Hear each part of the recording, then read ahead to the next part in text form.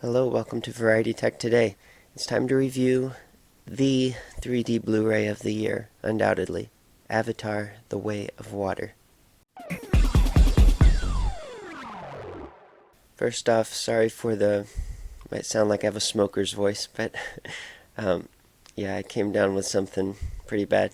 It's been over a week at this point. I'm pretty much better. It's just that congestion lingers on. Wasn't COVID, but it was pretty similar.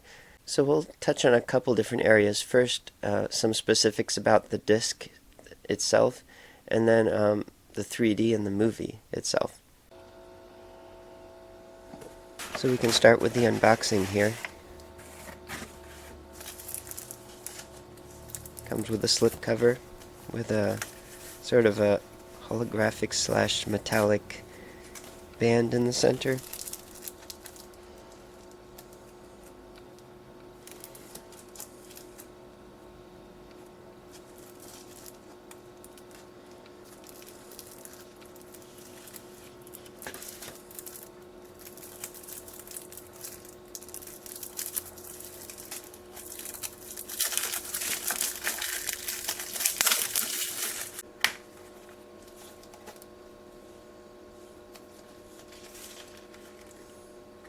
You got 4 discs in this set. The movie is split across 2 discs to achieve optimum bit rate.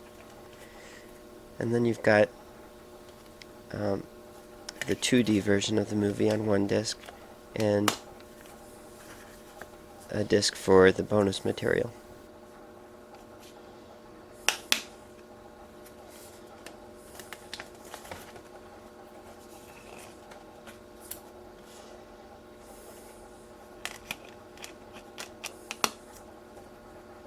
Now, right off the bat, when inserting the disc, you'll see something very interesting.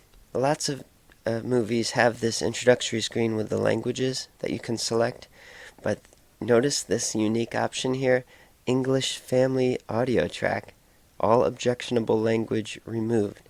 I have not seen this before. They would do this routinely with television cuts of movies, take out the swears. And personally, I'm someone who appreciates the efforts of some of these bootleg companies that make these cuts of movies on Blu-ray and DVD, and some for streaming.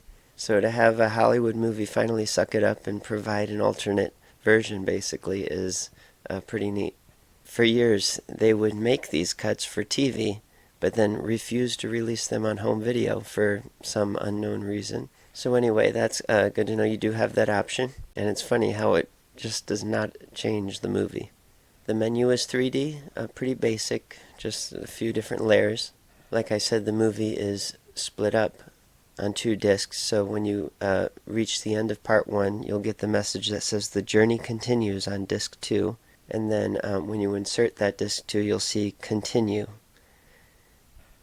And it just cuts right into it, so you don't get tainted by menu music or whatever. You can just scroll right into that next part. And honestly, for such a long movie, I don't mind at all. It's not a big deal. I'd rather have a slightly higher bit rate than that. We've talked about the 3D in this before, but we'll talk about it again with some examples this time. Obviously, the 3D is great. Cameron does make the creative choice of having distant shots be realistic, in that the depth fades to almost nothing, as if you were looking at a faraway shot. But then when you get close, that's when the depth really pops.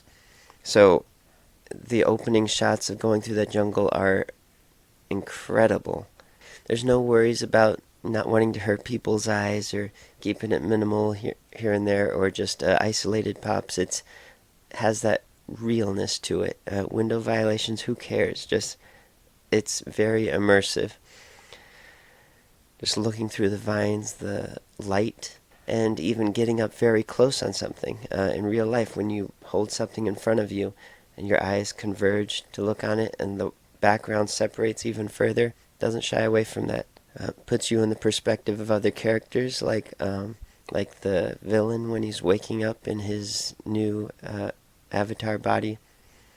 You feel that disorientation in 3D.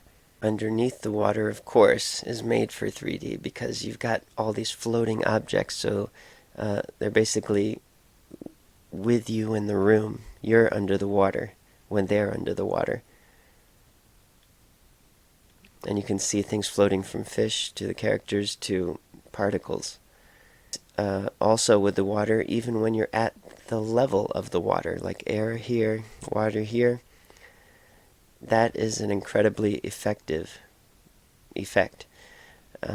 Because that water line is in front of the screen, and that puts you in the water basically. And that's really effective, like in the end when they're in that ship trapped in a very confined space with the water and limited airspace. That's super effective. We even got a 3D eye view from the whale character. I forget what the species is supposed to be called, but you know, the whale. You see it's kind of has curvature and like a fisheye view basically. But this hit me when I first saw it. I thought, wait a minute, why is this shot in 3D? Because it's supposed to be from one eye on the side.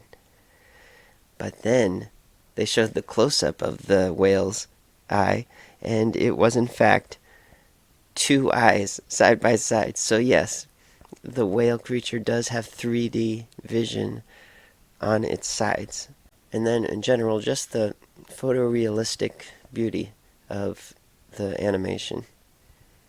Obviously, as has been talked about before, this movie was mastered in 4K, 3D, HDR, and high frame rate, specifically 48 frames per second.